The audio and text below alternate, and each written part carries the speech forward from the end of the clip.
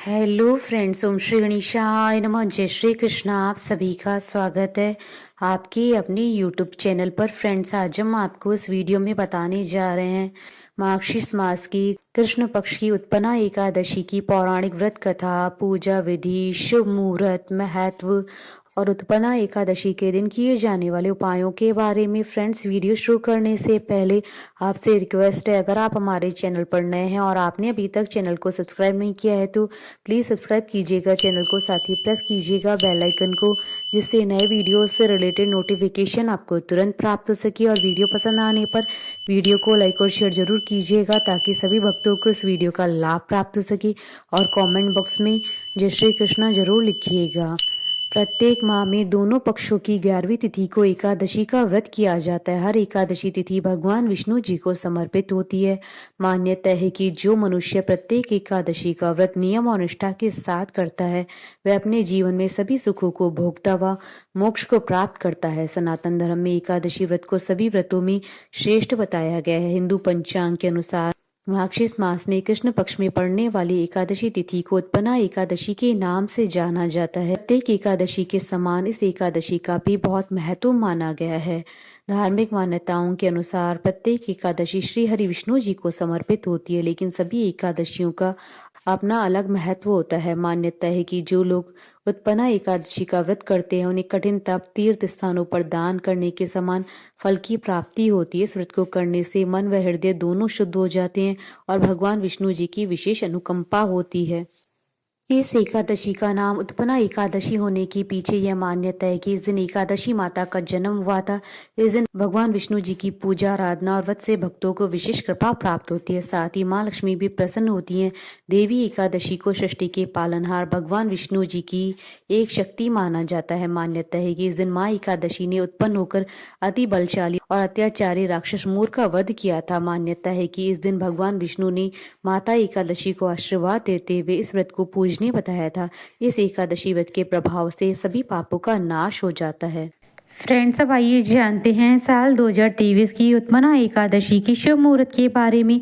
हिंदू पंचांग के अनुसार साल 2023 में उत्पन्ना एकादशी का व्रत 8 व 9 दिसंबर 2023 शुक्रवार शनिवार के दिन रखा जाएगा। 8 दिसंबर 2023 को उत्पन्ना एकादशी स्मार्ट व्रत है, जिसे गृहस्थ लोग रखते हैं, और 9 दिसंबर 2023 शनिवार के दिन उत्पन्ना एकादशी वैष्णव व्रत रखा जाएगा। मार्गशीर्ष कृष्ण एकादशी तिथि प्रारंभ होगी 8 दिसंबर 2023 को सुबह 5:06 पर और मार्गशीर्ष कृष्ण एकादशी तिथि का समापन होगा 9 दिसंबर 2023 को सुबह 6:31 पर। उत्पन्ना एकादशी स्मार्ट व्रत के पारण का समय रहेगा 9 दिसंबर 2023 को दोपहर 1:22 से दोपहर 3:28 तक, और पारण के दिन हरिवासर समाप्ति का समय रहेगा दोपहर 12:41 पर। और उत्पन्ना एकादशी वैष्णव व्रत के पारण का समय रहेगा 10 सितंबर 2023 को सुबह 7:05 से सुबह 7:13 तक। व्रत पारण के दिन द्वादशी तिथि समाप्ति का समय रहेगा सुबह 7:13 पर। फ्रेंड्स, अब आइए जानते हैं उत्पन्ना एकादशी की पूजन विधि के बारे में। एकादशी के नियम दशमी तिथि से ही आरंभ हो जाते हैं। द्वादशी पर पारण करने के बाद समाप्त होते हैं। जो लोग एकादशी व्रत करते हैं उन्हें दशमी तिथि को सूर्यास्त से पहले ही भोजन कर लेना चाहिए। साथ ही इस बात का ध्यान रखें कि इस दिन सात्विक भोजन करना चाहिए। एकादशी तिथि को प्रातःकाल जल्दी उठकर स्नान आदि करने के पश्चात व्रत का संकल्प ले। अब पूजा स्थान पर भगवान विष्णु के समक्ष घी का दीपक प्रज्वलित करे। विष्णु जी को तिलक लगाकर दूध, फल, फूल आदि से पूजन करना चाहिए। इसके बाद एकादशी का महात्म पढ़ना अथवा सुनना चाहिए। एकादशी को पूरे दिन उपवास करते हुए श्री हरि का स्मरण करना चाहिए। रात्रि जागरण करें। अगले दिन प्रातःकाल पुनः स्नान आदि करने के पश्चात भगवान विष्णु जी का पूजन करें। भोजन बनाकर किसी ब्राह्मण या फिर जरूरतमंदों को करवाना चाहिए। भोजन करने के पश्चात उन्हें दान दक्षिणा देकर विदा करके तत्पश्चात स्वयं भी व्रत का पारण करना चाहिए। फ्रेंड्स, अब आइए जानते हैं उत्पन्ना एकादशी के दिन किए जाने वाले उपायों के बारे में। उत्पन्ना एकादशी के दिन किसी विष्णु मंदिर में पीले पुष्प की माला अर्पित करें।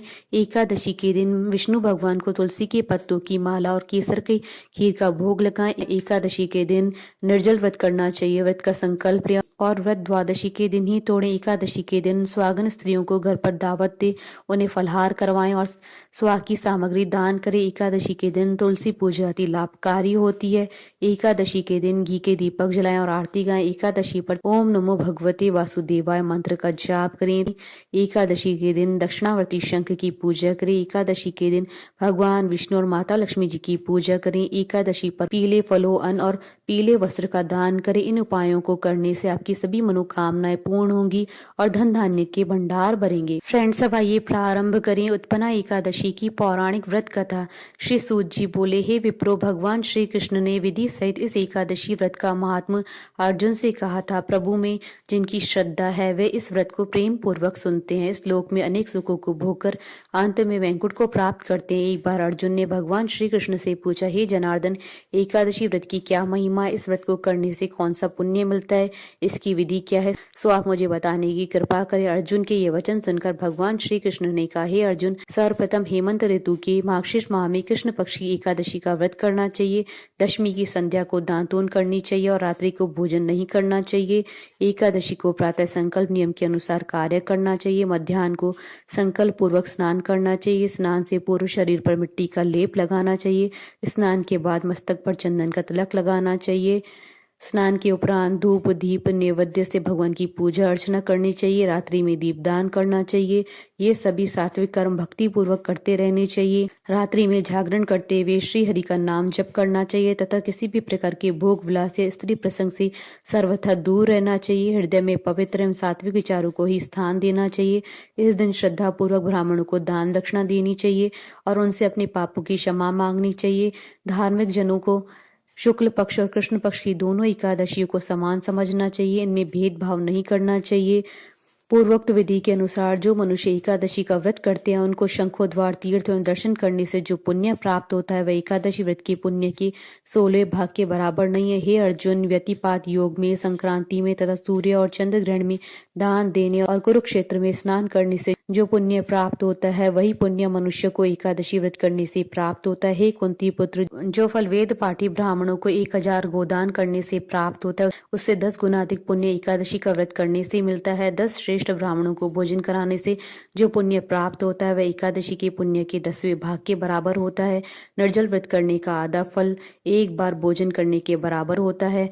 अतः एकादशी व्रत करने पर ही यज्ञ दान तप आदि मिलते हैं, अन्यथा नहीं।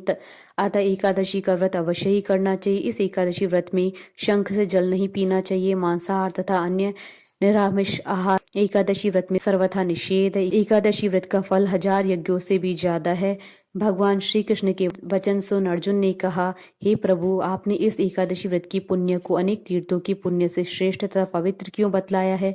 कृपा करके यह सब विस्तार पूर्वक कहिए। श्री कृष्ण बोले, हे पार्थ, सतयुग में एक महाभयंकर दैत्य हुआ था। उसका नाम मूढ़ था। उस दैत्य ने इंद्र आदि सभी देवताओं पर विजय प्राप्त करके उनको उनके पद से हटा दिया था। तब इंद्र ने भगवान शंकर से प्रार्थना की, हे भोलेनाथ, हम सब देवता मूढ़ दैत्य के अत्याचारों से दुखी होकर मृत्यु लोक में अपना जीवन व्यतीत कर रहे हैं। राक्षसों के भय से हम बहुत दुख और कष्ट भोग रहे हैं। मैं स्वयं बहुत दुखी और भयभीत हूँ। अन्य देवताओं की तो बात ही क्या है। अतः हे कैलाशपति, कृपा कर आप मूढ़ दैत्य के अत्याचार से बचने का उपाय बतलाइए। देवराज की प्रार्थना सुर शंकर जी ने कहा, हे देवेंद्र, आप भगवान श्री हरि के पास जाइए। मधु कैटभ का संहार करने वाले भगवान विष्णु देवताओं को अवश्य ही इस भय से मुक्त करेंगे। महादेव जी के आदेशानुसार इंद्र तथा अन्य देवता क्षीर सागर गए, जहाँ भगवान श्री हरि विष्णु शेष शैया पर विराजमान थे। इंद्र सहित सभी देवताओं ने भगवान विष्णु के समक्ष उपस्थित होकर उनकी स्तुति की। हे तीनों लोकों के स्वामी, आप स्तुति करने योग्य हैं।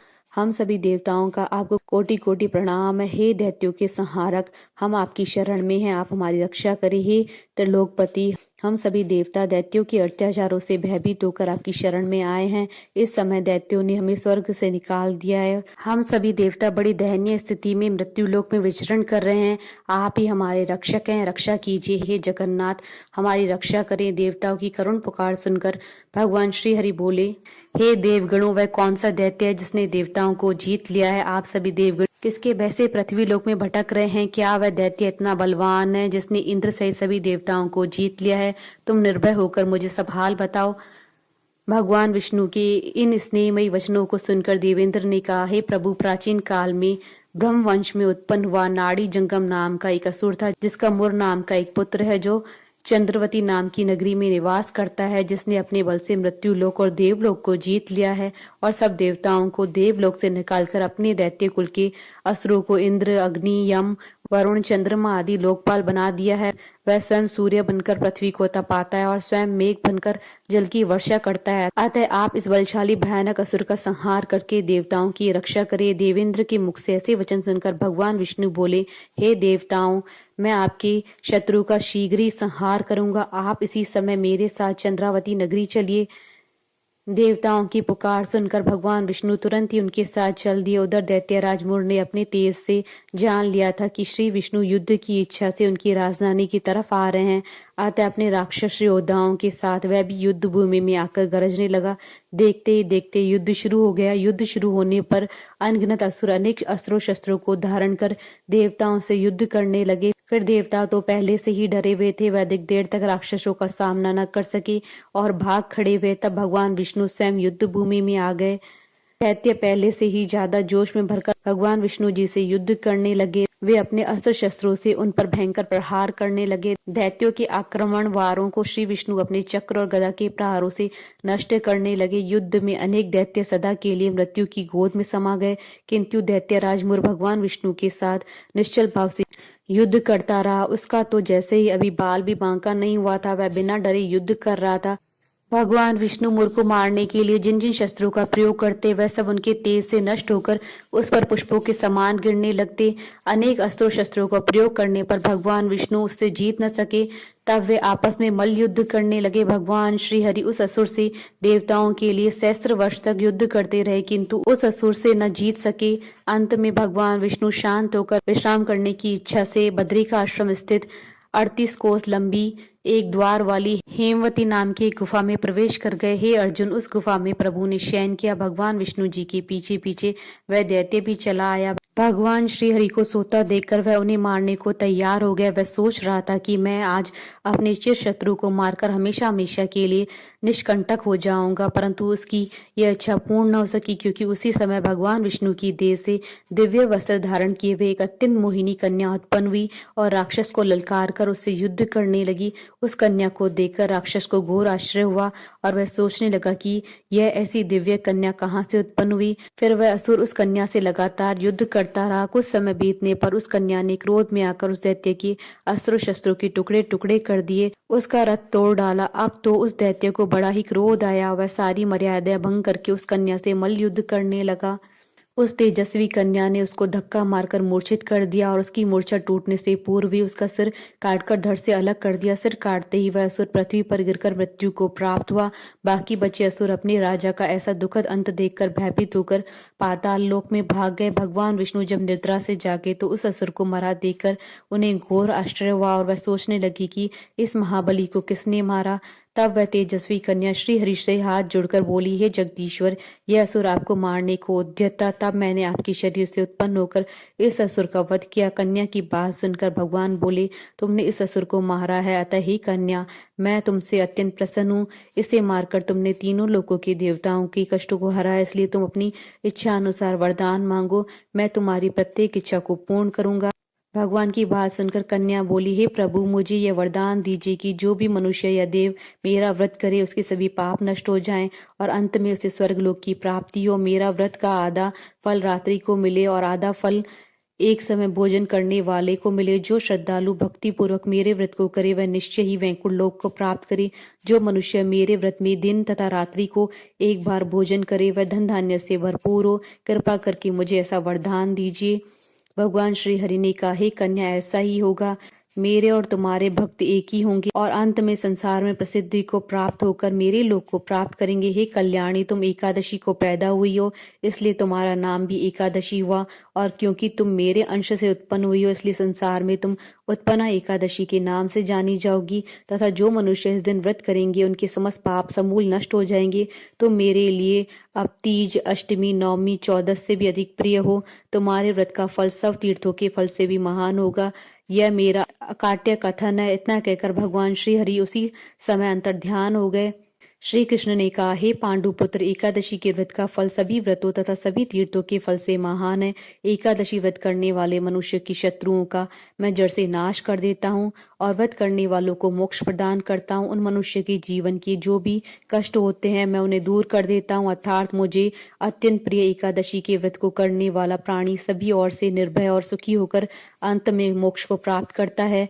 हे कुंती पुत्र, यह मैंने तुम्हें एकादशी की उत्पत्ति के विषय में बतलाया। एकादशी व्रत सभी पापों को नष्ट करने वाला और सिद्धि प्रदान करने वाला है। श्रेष्ठ मनुष्यों को दोनों पक्षों की एकादशियों को समान समझना चाहिए, उनमें भेदभाव करना उचित नहीं है। जो मनुष्य एकादशी का महात्मा का श्रवण व पठन करेंगे उन्हें अश्वमेघ यज्ञ के समान फल प्राप्त होगा। यह मेरे अकाट्य वचन है। कथा सार, एकादशी भगवान विष्णु की साक्षात शक्ति हैं। जिस शक्ति ने उस असुर का वध किया जिसे भगवान भी जीत पाने में असमर्थ थे, उस शक्ति के आगे मनुष्य के पाप रूपी असुर भला कैसे टिक सकते हैं। जिस शक्ति ने देवताओं के कष्ट को हरकर उन्हें सुख दिया, वह प्राणी मात्र को क्या नहीं दे सकती हैं। सुख, समृद्धि, शांति और मोक्ष समझ सुख सहज ही प्राप्त हो जाते हैं। बोलिए भगवान विष्णु जी की जय, सनातन धर्म की जय। हमारे साथ इस वीडियो में अंत तक बने रहने के लिए आपका धन्यवाद। ओम श्री गणेशाय नमः। जय श्री कृष्णा।